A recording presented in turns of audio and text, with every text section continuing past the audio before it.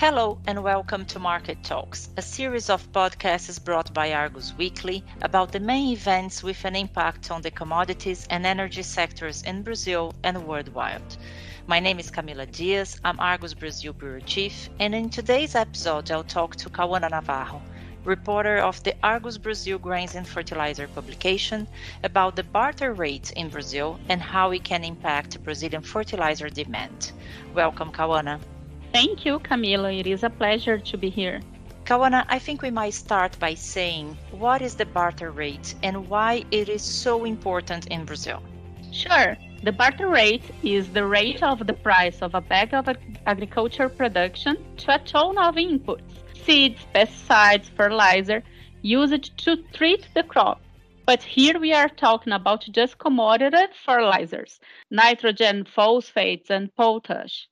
The lower the barter rates are, the better the position for farmers. In Brazil, exchanging inputs for future production is the most common way to finance crops.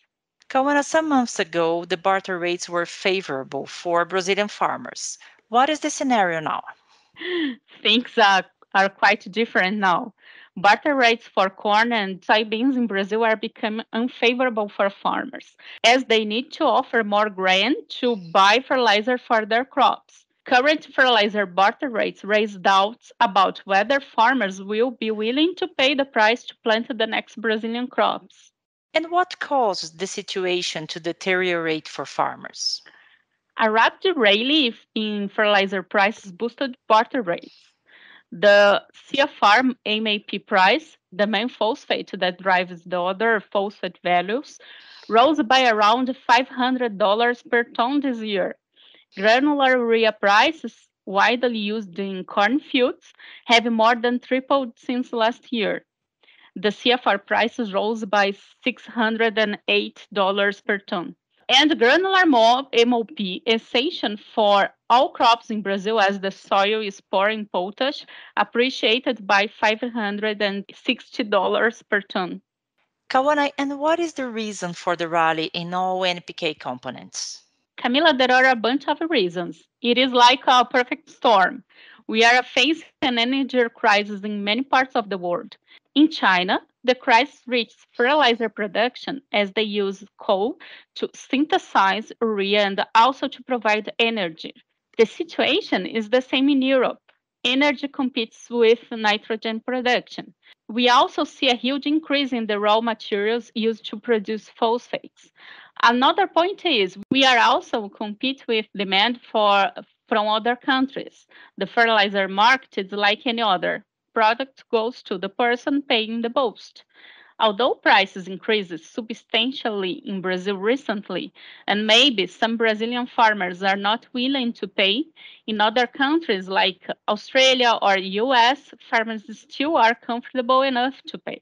Kauanna, what is going to happen if Brazilian farmers didn't pay what fertilizer producers ask?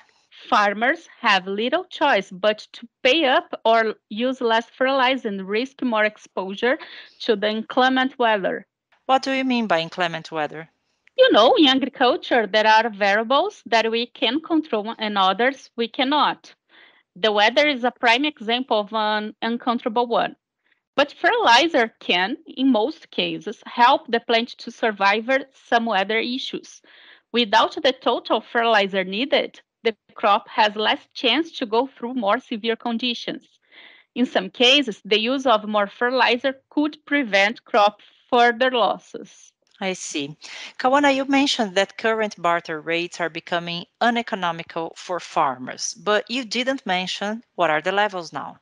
Soybean fertilizer barter rates, I mean the rate of the number of soy bags needed to buy a ton of NPK used in the fields, it's now at 26 bags per ton of NPK in Rondonópolis, in Mato Grosso state. The rate was 10 bags per ton a year ago.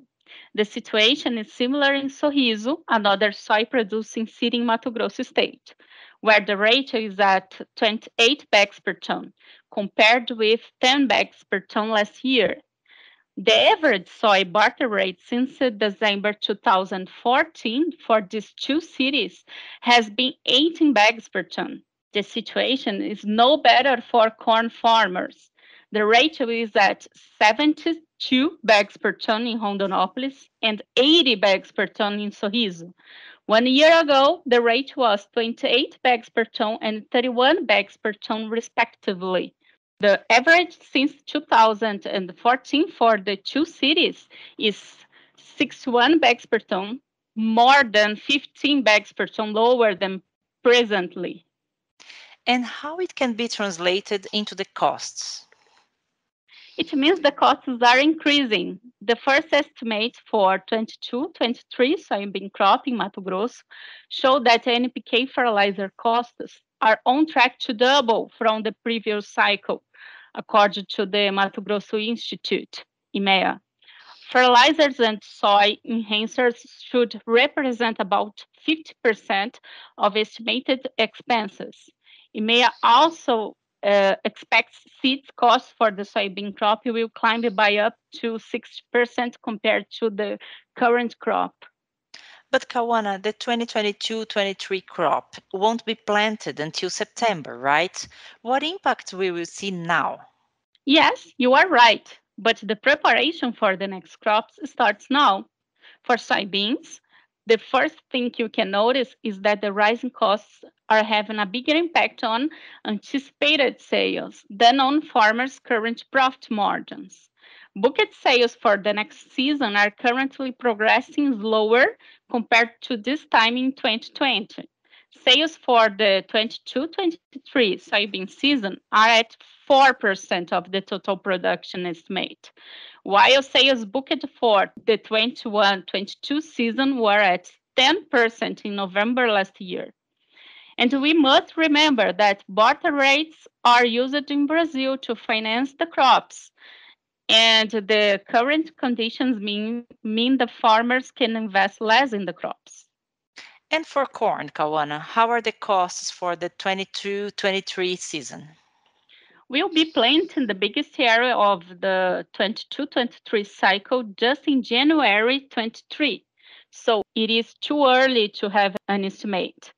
But the costs in Mato Grosso for that cycle are 45% higher than crop planted this year. Is there any risk of lower fertilizer use in the corn season that will be sown in January 22? Yes, but not a huge risk. About 85% of the total fertilizer that will be used for Brazil's winter corn crop was already negotiated. So I'd say the risk is minimal, but I can't say the same for the next crop. Fundamentals do not show any sign of significant falls in the short term. Okay, thank you very much, Kauanna. These and other episodes of our podcast are available at the Argos website at www.argosmedia.com. Visit the page to follow the events that affect the global commodity markets and understand their developments in Brazil and in Latin America. We'll be back soon with another edition of Market Talks. See you soon.